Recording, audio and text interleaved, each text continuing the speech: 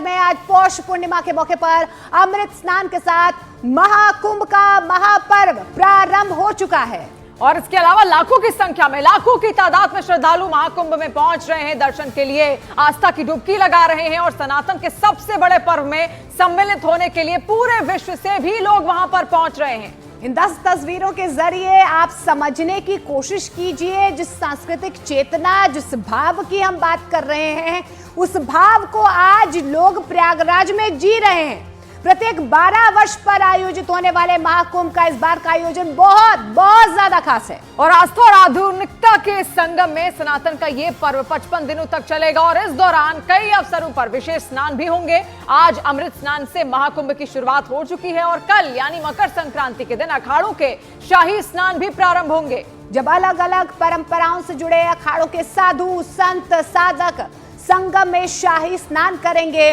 वो अलौकिक नजारा भी आप न्यूज़ 18 इंडिया पर लगातार देख पाएंगे। और इस बार का ये महाकुंभ इसलिए भी विशेष है क्योंकि इस दिन सूर्य, चंद्रमा, शनि और बृहस्पति की ग्रहों की जो शुभ स्थिति है वो बनती है और साथ साथ कहा यह जाता है कि आज के दिन ही मोनिका जितने भी साधु संत हैं वो तो वहां पर एकत्रित होते ही उनका जो तप है वो भी वहां पर उसका एहसास तमाम जो श्रद्धालु हैं वो कर पाते हैं। इसके अलावा जो देवी देवता हैं आज के दिन वो अवतरित होकर इस भूमि पर आते हैं और संगम में डुबकी लगाते हैं। बिल्कुल, और अपने आप में आज कहीं ना कहीं महासंयोग हम कह सकते हैं कि 144 साल के बाद ये शुभ मुहूर्त आता है जब लाखों की तादाद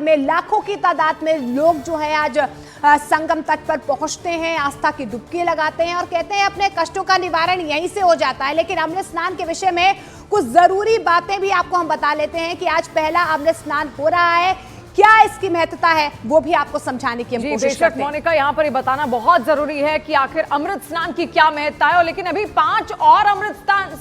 स्नान बाकी हैं और अभी दूसरा अमृत स्नान 14 जनवरी को होगा, तीसरा अमृत स्नान होगा 29 जनवरी को, चौथा अमृत स्नान 3 फरवरी को होगा, 5वां अमृत स्नान 12 फरवरी को और अमृत स्नान जो अंतिम होगा वो 26 फरवरी को होगा। इसके अलावा अमृत स्नान के लिए रजिस्ट्रेशन करवाना भी बहुत अनिवार्य है और आप घर बैठे ऑनलाइन रजिस्ट्रेशन करा सकते हैं। देखिए, महाकुंभ की आधिकारिक वेबसाइट महाकुंभ.in पर रजिस्ट्रेशन करवाने की सुविधा है और हमारी हिदायत यही है कि आप रजिस्ट्रेशन कराकर ही महाकुंभ के इस महापर्व पर पहुंचे। हालांकि आपको ये बता दें कि महाकुंभ में पहुंचने के बाद भी मेला प्राधिकरण के ऑफिस में भी आप इसका रजिस्ट्रेशन करा सकते हैं, लेकिन वहां पर भीड़ हो सकती है और समय भी लग सकता है, इसीलिए ऑनलाइन रजिस्ट्रेशन सुविधा ज्यादा आसान है। देखिए, अमृत स्नान करने जाए तो ध्यान रखें कि अमृत स्नान के दौरान साबुन और शैम्पू का इस्तेमाल नहीं करें और स्नान के बाद अन्न दान की परंपरा है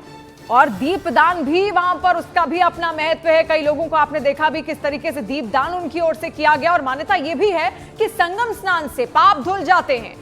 दान देने से पुण्य की प्राप्ति होती है और यही वजह है कि दूर दराज से लोग यहाँ पर पहुंचे हुए हैं, स्नान कर रहे हैं, दान कर रहे हैं, दान पुण्य का काम कर रहे हैं और यही कहा जाता है अगर आज आप संगम के तट पर पहुंचते हैं तो आपके कष्ट तो खत्म होते ही हैं, लेकिन अगर आप दान पुण्य करते हैं तो आगे आने वाली पीढ़ियों के लिए आप यहाँ से आज अमृत वरदान जो है प्रयागराज की धरती से लेकर जाते हैं। जी, और हम सब बहुत भाग्यशाली हैं मोनिका। देखिए, ये महाकुंभ भी है, ये पूर्ण कुंभ भी है और ऐसे में महाकुंभ का संयोग सालों बाद बनता है, वर्षों बाद बनता है और 144 वर्ष बाद ये संयोग बना है। जब 12 पूर्ण कुंभ खत्म हो गए तब ये संयोग बना और महाकुंभ में साफ सफाई के लिए भी खास ध्यान वहां पर रखा गया है। कुंभ को स्वच्छ रखने के लिए आपको बता दें इको फ्रेंडली शिविर भी बनाए गए हैं और इन शिविर में आपको बता दें लोगों के लिए भोजन का भी